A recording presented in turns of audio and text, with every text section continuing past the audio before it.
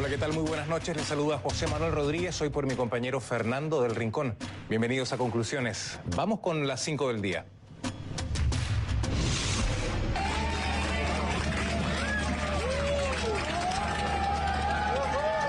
En el número 5, sanos y salvos.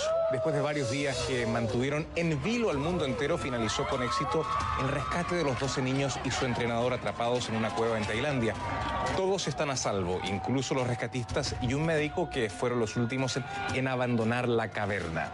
Las autoridades tailandesas afirmaron que no saben bien si se trata de un milagro o es resultado de la ciencia. Se referían al complejo operativo de rescate que desde un principio presentó grandes riesgos para los niños atrapados y también para los rescatistas. Todos los jóvenes están hospitalizados y esperan ahora reunirse con sus familias en las próximas horas.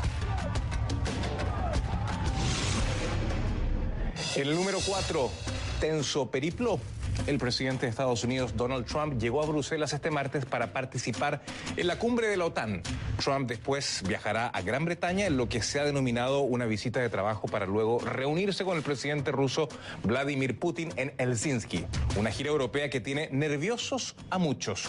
El presidente Trump afirmó en su cuenta de Twitter a su llegada a Bruselas que la Unión Europea mantiene un acuerdo comercial injusto que desfavorece a los Estados Unidos. En el número 3, borrón y cuenta nueva, Brasil. Justamente allí la constructora Odebrecht ha acordado pagar al Estado una multa de $700 millones impuesta por sobornar funcionarios y desviar recursos federales y de empresas estatales. El pago del acuerdo de clemencia firmado con la Abogacía General de la Unión le permite a la empresa continuar operativa. Odebrecht podrá liquidar la multa en un plazo de hasta 22 años y los valores serán reajustados de acuerdo a la inflación. Según estimaciones de los órganos gubernamentales, el monto podría llegar a los 1.700 millones, el final del plazo. Las partes también consideran que este acuerdo servirá de ejemplo para las buenas prácticas en la relación de los sectores público y privado. Odebrecht, por su parte, ya hizo un primer aporte a la multa. En el número 2, reunificación incompleta.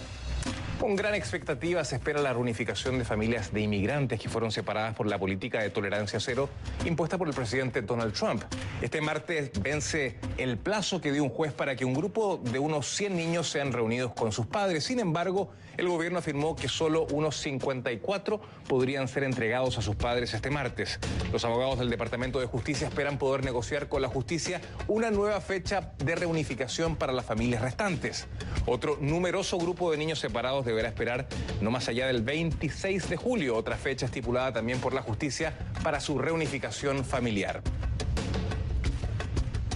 En el número 1, ¿quiénes son los responsables? Hay preocupación en Colombia por el creciente número de líderes sociales asesinados, algo que según las denuncias se ha agudizado tras la firma de los acuerdos de paz con las FARC. Delegados de estos defensores de derechos humanos pidieron protección a Naciones Unidas y exigieron investigar quién está detrás de estas amenazas y asesinatos. Este es precisamente el primer tema de la noche y lo vamos a profundizar en los hechos.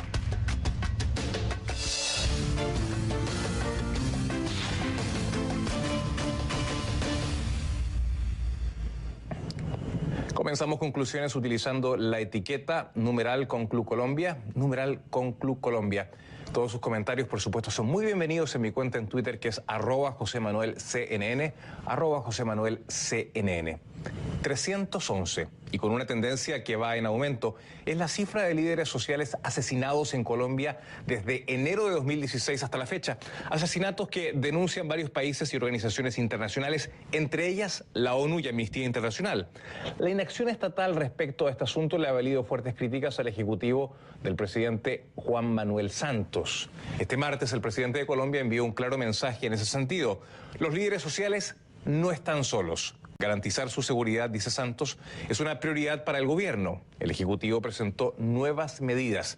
Destaca un plan de intervención urgente en las zonas más afectadas. También la creación de unidades básicas de protección a cargo del Ministerio de Defensa y también la implementación de un sistema de recompensa para fomentar las denuncias. Los asesinatos se repiten sobre todo en zonas afectadas por narcocultivos o que sirven como corredores para la droga, y especialmente después de la firma del acuerdo de paz con las FARC. Los líderes sociales, por su parte, denuncian que se enfrentan a una situación crítica. Mi compañero Fernando Ramos nos tiene los detalles en el siguiente informe desde Bogotá. Rosa María Brito dice que está amenazada de muerte por defender los derechos humanos de las comunidades indígenas de La Guajira en el norte de Colombia. La situación de los líderes en Colombia es una situación crítica. Crítica por el momento histórico, crítica por la indiferencia de este gobierno, crítica porque nos están matando uno a uno, quieren callar nuestras voces, pero no nos van a callar. Eso es falso, no nos van a callar, porque cuando asesinan a un líder, 10 levantamos el puño y levantamos nuestras voces y decimos aquí estamos. Como Rosa María, también Edgar Zuluaga llegó este martes a Bogotá junto con un grupo de cerca de 20 líderes sociales para exponer ante delegados de Naciones Unidas y otros representantes de la comunidad internacional la grave situación de amenazas y asesinatos de las que están siendo víctimas. ¿A usted le da miedo defender ya los derechos de su comunidad? ¿Le da miedo de pronto lo que pueda pasar con su vida? No digamos miedo, temor. Porque si nosotros nos da miedo, pues no seguiríamos insistiendo, no seguiríamos luchando para que este país se mejore.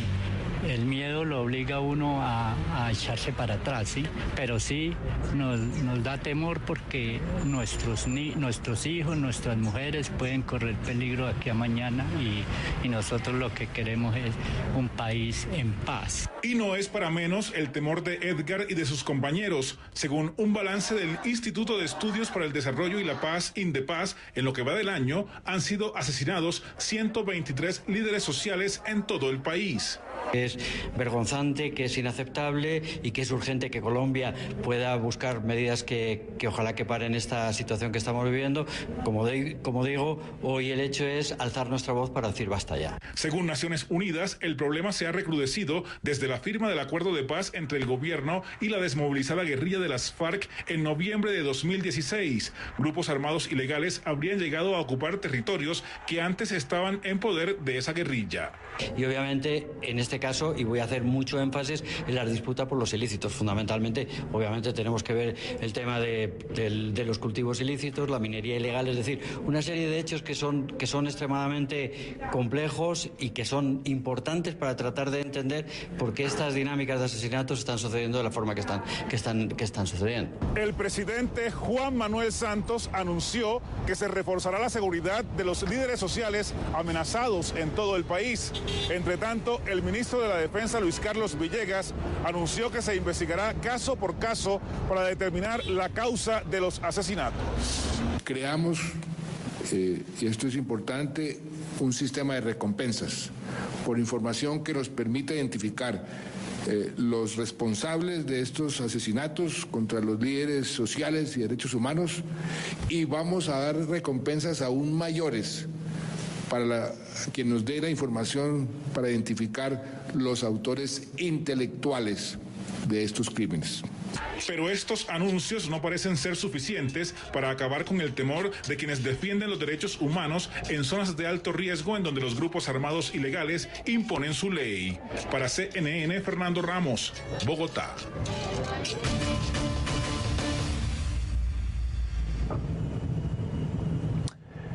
Bueno, y para poner en perspectiva este tema, tenemos a un invitado de lujo esta noche. Le doy la más cordial bienvenida a Óscar Naranjo, vicepresidente de Colombia. Nos acompaña en vivo desde Bogotá.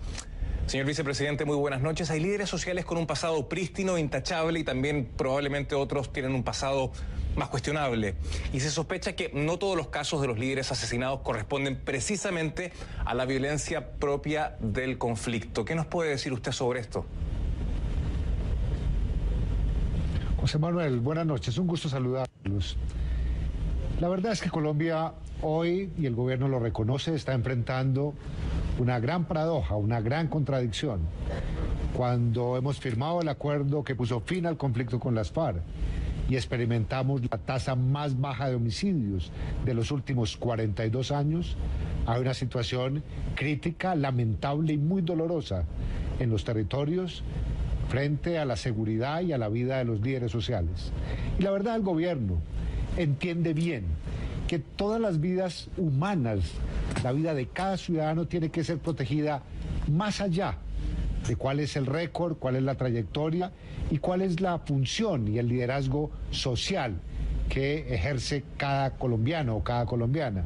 Y por eso nosotros preferimos no hacer calificaciones y lo que esperamos es que el aparato de justicia, la fiscalía particularmente, quien avanza en el esclarecimiento de estos hechos, determine con toda precisión quiénes son los victimarios y cuáles son los móviles que acompañan esa intencionalidad. Por lo pronto, hoy el presidente ha recibido de la Fiscalía un informe muy completo que seguramente lo podremos comentar aquí, José Manuel, en esta entrevista. Sí, por supuesto. Ahora bien, en algunos casos se ha identificado a los autores materiales, pero también un desafío muy diferente es justamente dilucidar quién está detrás de estos asesinatos que a todas luces parecieran ser sistemáticos. ¿Cuál es la sospecha que tiene el gobierno y los aparatos de inteligencia de gobierno respecto a esto? Bueno, basados en ya sentencias judiciales, basados en la imputación de cargos a responsables capturados, de por lo menos 89 casos que se han esclarecido por parte de la Fiscalía en los últimos meses.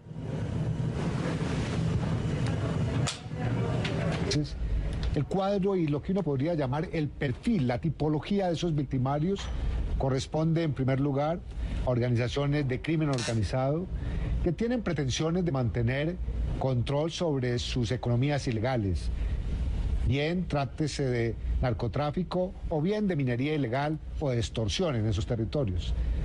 Hay evidencia igualmente de que grupos disidentes, los llamados desertores de las FARC, que no se acogieron al acuerdo de paz, también han asesinado a líderes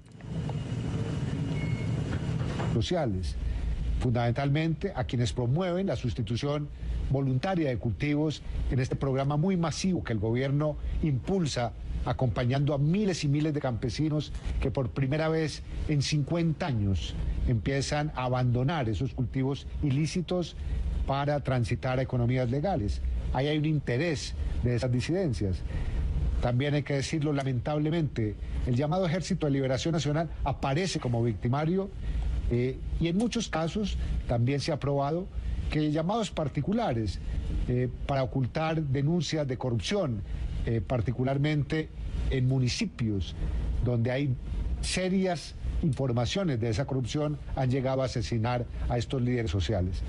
Uno podría decir, José Manuel, que dependiendo de cada territorio hay una especie de patrón, como por ejemplo en la costa atlántica, donde las víctimas, los asesinados, son particularmente reclamantes de tierras que obedecen esos crímenes a quienes se oponen a que avancemos, como nos lo hemos propuesto, en la restitución de tierras para campesinos que fueron despojados a sangre y fuego de sus predios.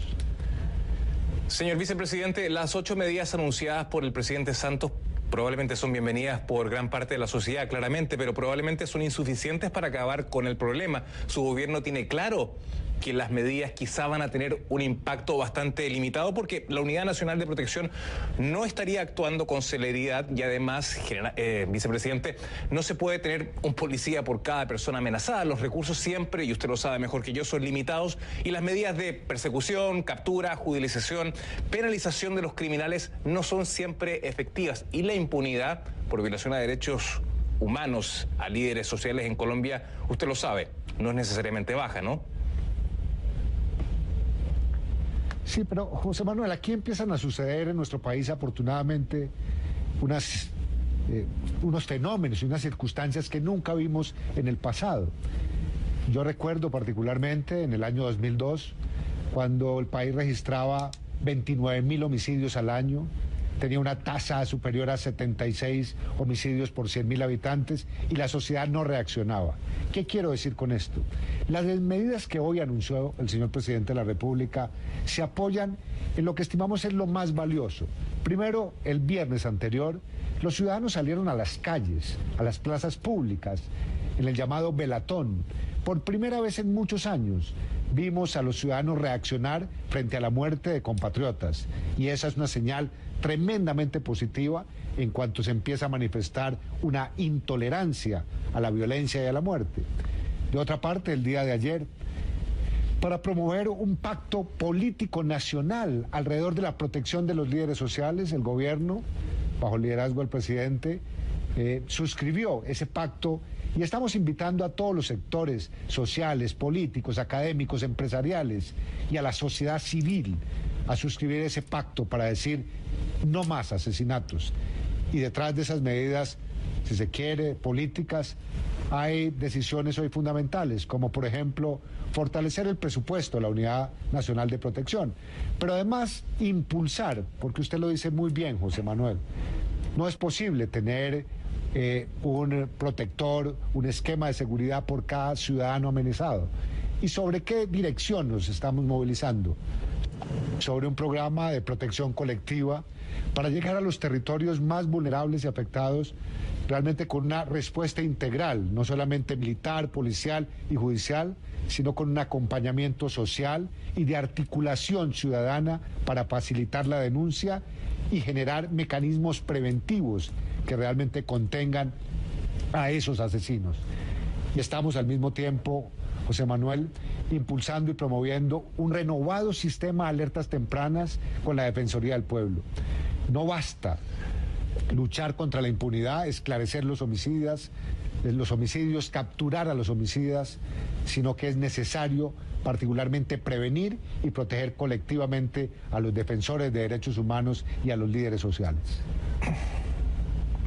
Vicepresidente, tengo que ir a una brevísima pausa, pero lo invito a que al regreso sigamos conversando ciertamente de todos estos temas. Tengo bastantes preguntas que hacerle, así es que ciertamente que retomaremos esta conversación al cabo de 3 minutos. Les recuerdo que pueden dejar sus comentarios en nuestra página de Facebook, facebook.com/conclusionesCNN. También en mi cuenta en Twitter, @JosemanuelCNN, utilizando la etiqueta de esta noche que es #ConcluColombia.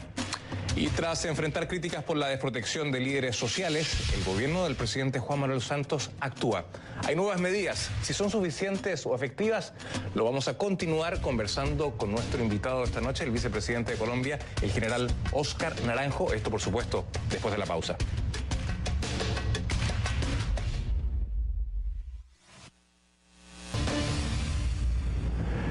Continuamos conversando con el general Óscar Naranjo, vicepresidente de Colombia, nos acompaña desde Bogotá, Colombia. Vicepresidente, para algunos era previsible que bandas criminales o disidentes de la FARC iban a tomar el control de zonas que eran anteriormente de la guerrilla y que ello eventualmente iba a producir un nivel de violencia importante. Le pregunto, ¿el Estado, el gobierno particularmente, no previó estas situaciones en la dimensión adecuada?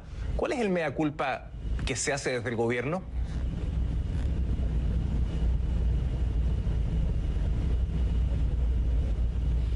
José Manuel, tienen razón quienes opinaban, como nosotros, que una vez superado el conflicto con las FARC, habría un apetito en esos territorios por parte de criminales organizados para tratar de llenar el vacío que dejaban las FARC.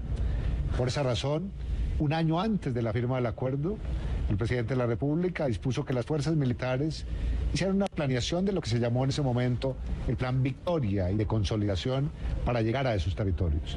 ¿Y qué pasó con ese plan? En diciembre del año pasado fue sometido a una revisión y llegamos a la conclusión, bajo el liderazgo del presidente de la República, que era necesario reformularlo para llegar de manera mucho más microfocalizada a 600 veredas, 600 pequeños poblados, ya no municipios, para que hubiese un despliegue robusto de la fuerza pública allí. Hoy la información que recibimos es que donde llegó la fuerza pública, efectivamente a esas 600 veredas, los homicidios han sido controlados y la población está realmente protegida. Pero ¿qué descubrimos también hoy? Que hay un nuevo grupo de territorios y de veredas donde no hay todavía fuerza pública y es necesario poner en marcha lo que hemos llamado el plan Horus, versión punto 3, para que vaya evolucionando y se vaya realmente apropiando en el control territorial de esas zonas de una Colombia muy profunda, José Manuel, porque lo que estamos encontrando aquí es una triste realidad. 53 años de conflicto armado con las FARC realmente sumergieron a una Colombia profunda, esa que vivió el conflicto, simplemente a ser un escenario y un teatro de guerra.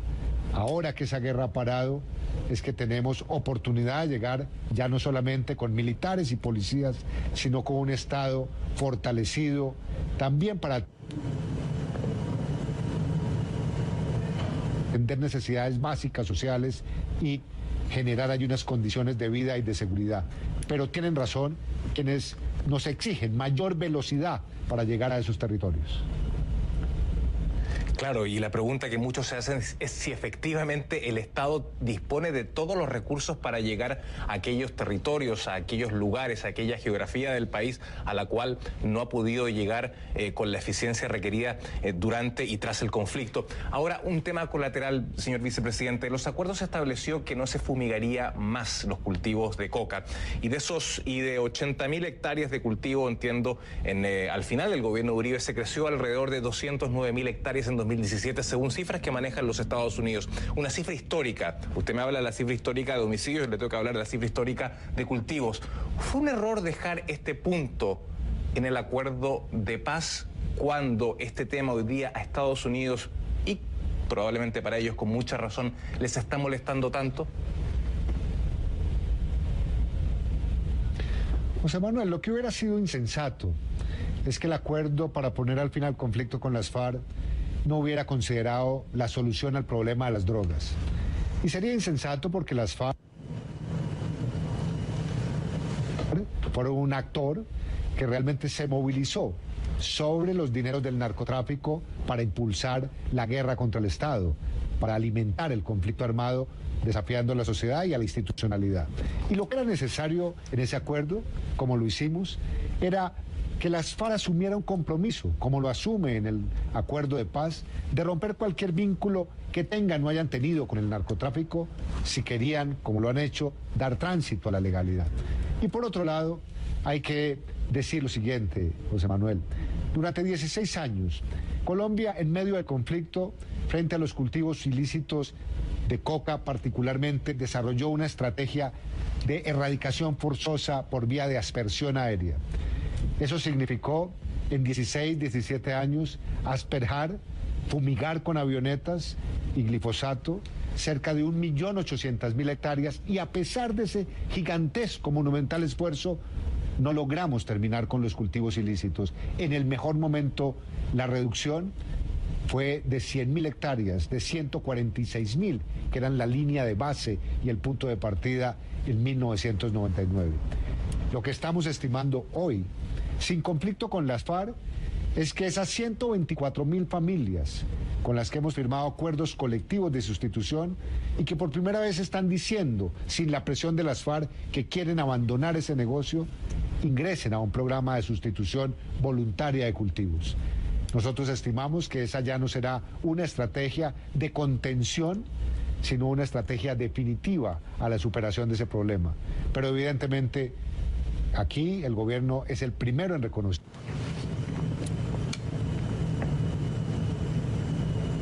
que tenemos un problema al frente y que ese problema hay que contenerlo, y por esa razón caminamos sobre dos vías fundamentales.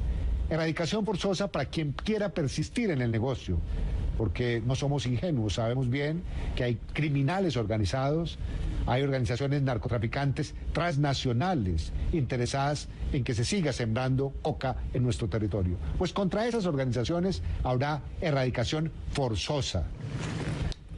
Y a los ahora bien, si me permite preguntarle, señor vicepresidente, el acuerdo colectivo. Dime, José Manuel. Le decía, si me permite preguntarle, adelante. Para muchos es una batalla perdida la erradicación manual y voluntaria. Cuando el narcotráfico probablemente sigue sembrando a mayor rapidez que el proceso de erradicación manual, que muchas veces es caro, engorroso y menos eficiente. ¿Por qué bajo esta dinámica básicamente bajo esa dinámica el narcotráfico se va apropiando de zonas geográficas y también, por supuesto, va imponiendo su ley y va aniquilando sus enemigos? Entonces, es una batalla que por esa vía se puede ganar en el largo plazo.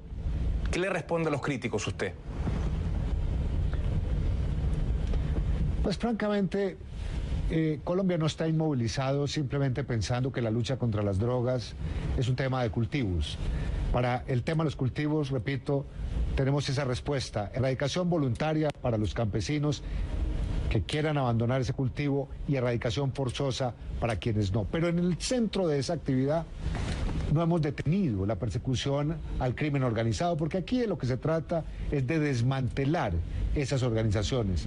Y en ese sentido tendríamos que decirle al mundo entero y particularmente a nuestros aliados en Estados Unidos, durante estos 8 años de gobierno hemos capturado 1.150 del narcotráfico con fines de extradición. Ese es un número que realmente no se compara con ningún proceso de extradiciones en ninguna nación del mundo hoy. Pero además de eso, estamos persiguiendo de manera realmente rigurosa el lavado de activos. Hay que calcular que en estos 8 años de gobierno, cerca de 21.000 bienes que corresponderían al lavado de activo se presentaron para que la justicia les aplique la extinción del derecho de dominio a esos delincuentes. Y en el centro de esa actividad están las tareas de interdicción. Porque si bien han aumentado los cultivos, Colombia ha aumentado también su capacidad de interdictar, de decomisar, de hacer realmente un bloqueo de la salida de cocaína, al punto que el año pasado se logró en nuestro país la incautación de cerca de 437 toneladas en nuestro territorio y 110 toneladas por fuera de Colombia. Eso es mucha cocaína. Sabemos que tenemos un problema, pero repito, aquí hay la otra cara de la moneda, que es la cooperación y la corresponsabilidad internacional para que hagamos entre todos mayores esfuerzos para contener el consumo. Ciertamente, y bueno, y para contener ese consumo, obviamente que uno de los temas fundamentales es justamente ir reduciendo los cultivos, que es el tema pendiente probablemente de la gestión. Señor vicepresidente Oscar Naranjo, muchas gracias por acompañarnos desde Bogotá, Colombia. Buena suerte, buenas noches. Y al regresar, plazo agotado, el gobierno de los Estados Unidos incumple el plazo judicial para reunificar a más de un centenar de niños menores de 5 años separados de sus familias. Hacemos una breve pausa y seguimos con más de conclusiones.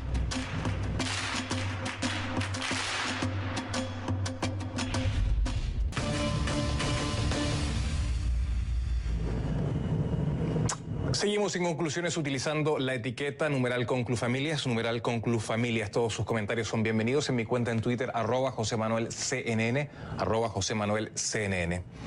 La dolorosa saga de la separación de las familias inmigrantes en Estados Unidos continúa. Este martes el gobierno federal estadounidense falló en cumplir una orden judicial que exigía a las autoridades reunificar a más de 100 niños menores de 5 años con sus padres. Estos niños habían sido separados y puestos en áreas de detención por semanas y en algunos casos por meses, tras intentar cruzar la frontera México-Estados Unidos de manera ilegal y ser detenidos con sus padres en el intento. Esto tras la activación en abril de la denominada política de tolerancia cero, una política establecida por el presidente Donald Trump que remite a todos los adultos que cruzan la frontera ilegalmente a un proceso de enjuiciamiento. Trump revirtió la medida mediante una orden ejecutiva, pero aún quedan más de 11.000 menores de diferentes edades en custodia. Mi compañera Kay Guerrero, desde el Centro Mundial de Noticias en Atlanta, nos tiene el siguiente informe. Hola José Manuel, buenas noches. Así es, la administración de Donald Trump falló en reunificar a 102 niños migrantes menores de 5 años que eran elegibles para reunirse nuevamente con sus padres este martes, fecha límite exigida por el juez distrital Dana Sabra. Ahora, según los datos de la Corte, solo 4 de estos niños fueron reunificados antes de la hora establecida, aunque se espera que otros 59 puedan hacerlo antes de que culmine el día. Todo para un total de 63 menores, es decir, un poco más de la mitad de la cifra pautada. El juez Sobra reconoció que hay unos casos que son complejos, por ejemplo, niños que no pueden ser reunificados porque sus padres tienen antecedentes criminales o porque no están relacionados biológicamente a los menores. También hay casos de padres que ya fueron deportados y otros que no han podido ser localizados. Pero entre los que han tenido suerte y que ya han sido reunificados está Josué Rodríguez, un inmigrante hondureño que no había visto a su pequeño de apenas 3 años en 40 días. Dice que juntos salieron de Honduras huyendo de la pobreza, de la violencia, pero que fueron detenidos y posteriormente separados. Esta fue su reacción el día de hoy tras la liberación. Terrible, horrible. Creo que no se le desea a ninguna persona eso. Es horrible. Yo creo que con mi sonrisa digo todo, como que me volví a la vida. Volví a vivir. Eso es todo, volví a vivir. Ahora, ¿cómo es que está funcionando este proceso de reunificación? Los niños están siendo entregados al Servicio de Inmigración y Control de Aduana, conocido como ICE por sus siglas en inglés. ICE, a su vez, administra los centros de detención donde están los padres y una vez que los niños caen bajo la custodia de esta organización, liberan a los padres también, aunque con un monitor rastreador en los tobillos, y se prepara la reunificación. Este plan, dicen las autoridades, elude el proceso de patrocinador que era normalmente requerido. Antes de partir a Bruselas, el presidente Donald Trump fue consultado sobre la obligación incumplida por el gobierno para liberar a estos menores. La respuesta del presidente fue polémica y ya ha sido bastante criticada por varios grupos pro-inmigrante. Escuchemos. Well, I have a solution. Tell people not to come to our country illegally. That's the solution. Don't come to our country illegally. Come like other people do. Come legally. I'm saying this very simply. We have laws, we have borders. Don't come to our country illegally. It's not a good thing. And as far as I think... José Manuel, este desastre logístico que ocurre el día de hoy pasa con un grupo pequeño de apenas 102 niños. Para el próximo 26 de julio la situación puede ser más compleja porque para esa fecha está pautada la liberación de todos los menores de edad que han sido separados de sus padres, un número que oscila entre estimaciones, entre los 2.000 y 3.000 menores de edad. José Manuel. Muchísimas gracias, Key Guerrero, desde el Centro Mundial de Noticias en Atlanta. Seguimos hablando del tema porque este martes el canciller mexicano Luis Videgaray catalogó de cruel e inhumana la separación de niños migrantes de sus familias en Estados Unidos y dijo que su gobierno emprenderá acciones para que no vuelva a ocurrir. Las declaraciones de Videgaray fueron compartidas con sus homólogos de El Salvador, Honduras y Guatemala, reunidos todos en la ciudad de Guatemala junto a la secretaria de Seguridad Nacional de los Estados Unidos, Kirstjen Nielsen, para discutir precisamente la polémica postura de tolerancia cero impuesta por el presidente Donald Trump contra la inmigración irregular. Y desde la ciudad de Guatemala, mi compañera Michelle Mendoza nos tiene más información de lo que ha sido esta reunión. Michelle, adelante, te escucho. Muy buenas noches. Muy buenas noches, José Manuel. Así es, una reunión bastante importante con el tema migratorio, esto de la mano de los cancilleres del Triángulo Norte de Centroamérica y también de México, para puntualizar y acordar cuál va a ser el seguimiento que se le va a dar. En uno de los temas es la creación de una oficina para que a través de los consulados de todos estos países se pueda obtener la información en cuanto a la reunificación y posterior repatriación de las familias hacia Guatemala. Pero en este caso, la secretaria de Seguridad, Kirstjen Nielsen, hizo énfasis en que es importante y se apegó al mismo discurso del vicepresidente de Estados Unidos, Mike Pence, en decir que no se permita la migración indocumentada hacia ese país y que cada una de las personas que lleguen hacia la frontera, primero que todo, soliciten asilo. Escuchemos. todos los países representados aquí. Trabajemos juntos para desarrollar estas soluciones regionales. Como fueron descritas, nos reuniremos en las semanas venideras y meses venideros para desarrollar y trabajar el marco de trabajo que armamos hoy. Todos tenemos compasión, amor por nuestra gente, compartimos el amor y compasión por ayudar a los vulnerables que pidan asilo en el primer país al que llegan. No hay necesidad de quebrantar la ley estadounidense para buscar asilo. Si se encuentran en la frontera de Estados Unidos, por favor vayan a un puerto de entrada en donde puedan tener a un profesional que reciba su pedido de asilo. Trabajaremos con los colegas para repatriar a todos lo más rápido posible. Muchas gracias. José Manuel, mientras eso sucedía en un hotel de la ciudad capital, acá donde yo me encuentro, en la Fuerza Aérea Guatemalteca, por esta puerta que vas a observar, salieron varios cientos de guatemaltecos que llegaron en 3 vuelos. En un tercer vuelo, acompañados por más de 120 personas, llegaron las primeras 11 familias que fueron reunificadas en Estados Unidos y que fueron trasladadas hacia este país.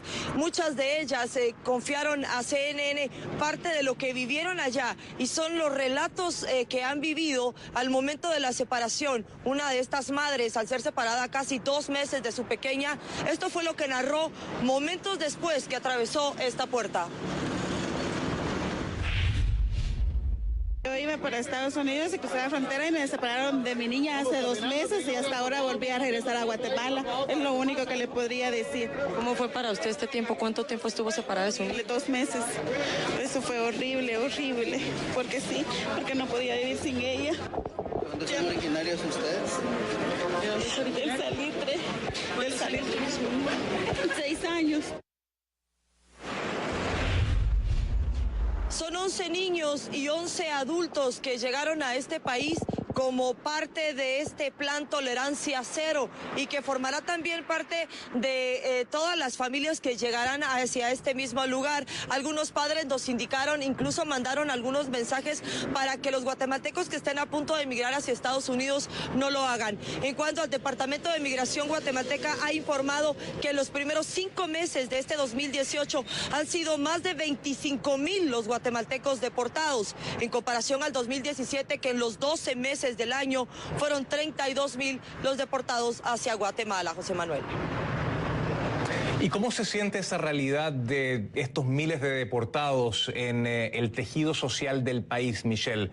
¿De qué manera se están reinsertando? ¿De qué manera el país los está acogiendo? ¿De qué manera las autoridades tienen un plan para ellos? Bueno, lo que pudimos notar al menos este día con la participación de la primera dama Patricia Marroquín de Morales, quien recibió al menos a estas 11 familias, hay un acompañamiento que se está preparando con la Secretaría de Obras Sociales de la esposa del presidente, la Procuraduría General de la Nación y algunas otras entidades u ONGs que lo que pretenden es brindarles un acompañamiento. Sin embargo, el temor que tiene la mayoría de estos padres con los que pudimos platicar y acompañar durante varias horas hasta que ellos salieron por esta puerta es que muchos temen porque deben iniciar de cero. Otros ahora tienen que buscar los recursos económicos para poder costear el viaje que pues se les falló. Hay un relato incluso de un padre de familia que en mayo fue que decidió migrar hacia Estados Unidos, fue detenido y ahora regresa con las manos vacías y hay una deuda que pagar. Ciertamente un regreso triste y descorazonador para muchísimos. Michelle Mendoza, muchísimas gracias por tu completo reporte desde la ciudad de Guatemala. El gobierno de Estados Unidos necesita más tiempo. La justicia llama a la reunificación lo más pronto posible y los menores siguen separados de sus padres. Al regresar vamos a discutir este tema con Fernando García, director ejecutivo de la Red Fronteriza por los Derechos Humanos. Él nos acompaña desde El Paso, Texas.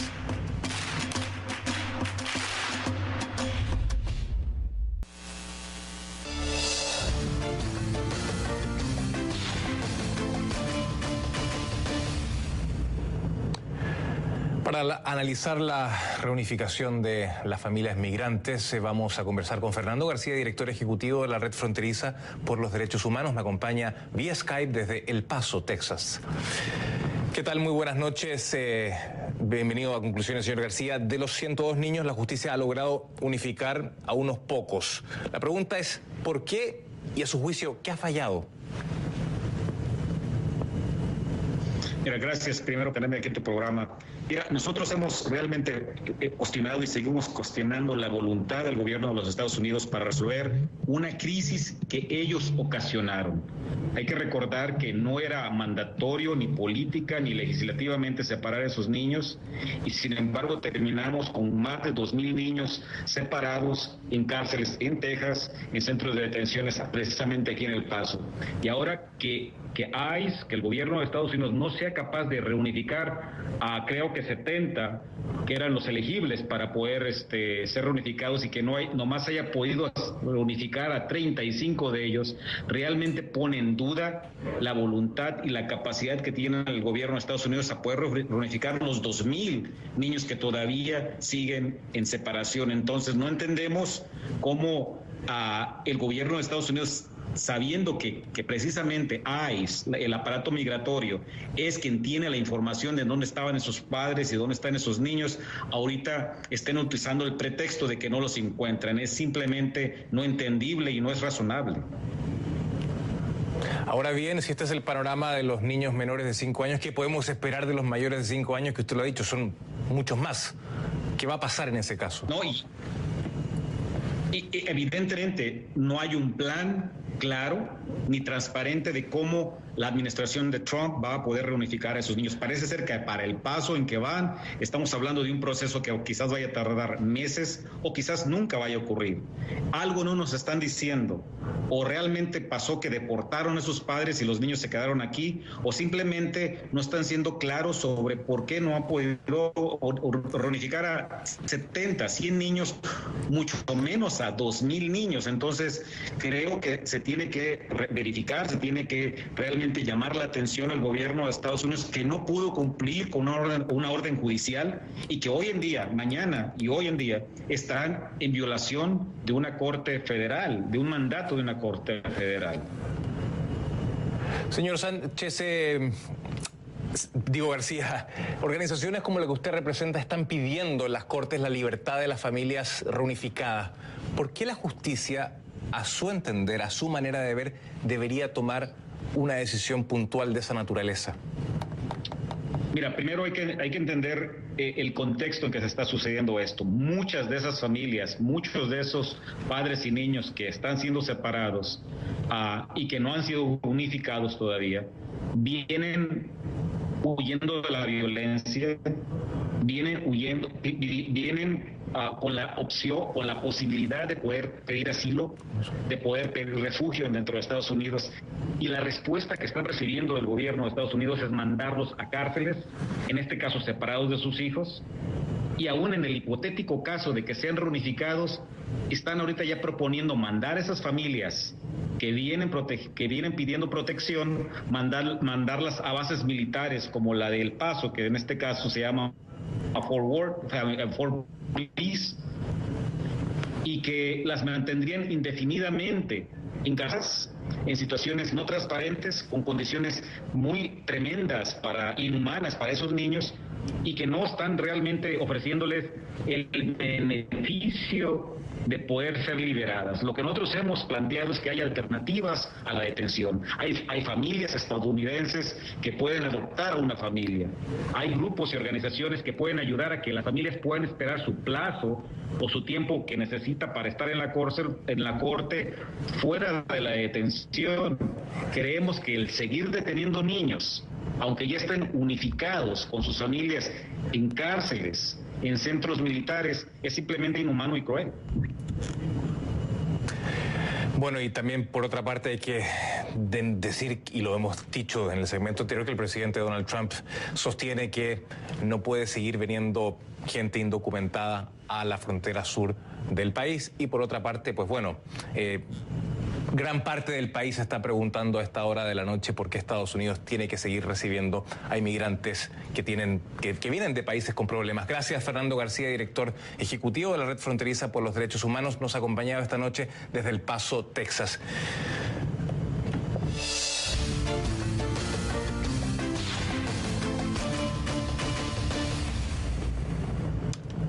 Cambiemos de tema. Después de 2 semanas de angustia, los equipos de rescate de la Marina tailandesa pueden decir que cumplieron con su misión. Finalizó con éxito el rescate de 12 niños y su entrenador que estaban atrapados en una red de cavernas inundadas en el norte de Tailandia. Mi compañero Michael Roa nos tiene el siguiente informe. Paranat Santi, de 44 años y florista de profesión, es la madre de 2 de los 12 niños rescatados sanos y salvos de la cueva en el norte de Tailandia. Asegura que no pudo ocultar sus lágrimas cuando supo que la operación de rescate había tenido éxito. Chalermpol es el tío de Perapart, un joven de 16 años quien también fue rescatado. Bao Bong Peng también celebra desde su puesto de comida que su sobrino esté a salvo tras 18 días atrapado en la cueva. Las familias estaban atentas a la fase final de la operación que este martes permitió evacuar sanos y salvos a los 4 menores que faltaban junto a su entrenador de fútbol. Estas 5 personas fueron trasladadas al hospital regional, donde se unieron al grupo de 8 niños que habían sido rescatados horas antes. 12 buzos participaron este martes de la evacuación, que se inició a las 10 de la mañana hora local. Los niños estaban vestidos con un traje de buzo para soportar las frías temperaturas y se les suministró oxígeno todo el tiempo. Según las autoridades de Tailandia, de los 12 niños rescatados, 2 presentarían una inflamación en sus pulmones y otro más, que registró latido lento del corazón, responde satisfactoriamente al tratamiento médico. Los 12 niños y su entrenador, un antiguo monje budista de 25 años, permanecerán hospitalizados y en observación durante al menos una semana. Se les realizarán pruebas para descartar que se hayan contagiado, entre otros, de histoplasmosis, una infección causada por respirar hongos comúnmente encontrados en las heces de murciélagos y pájaros. Michael Roa, CNN, Atlanta.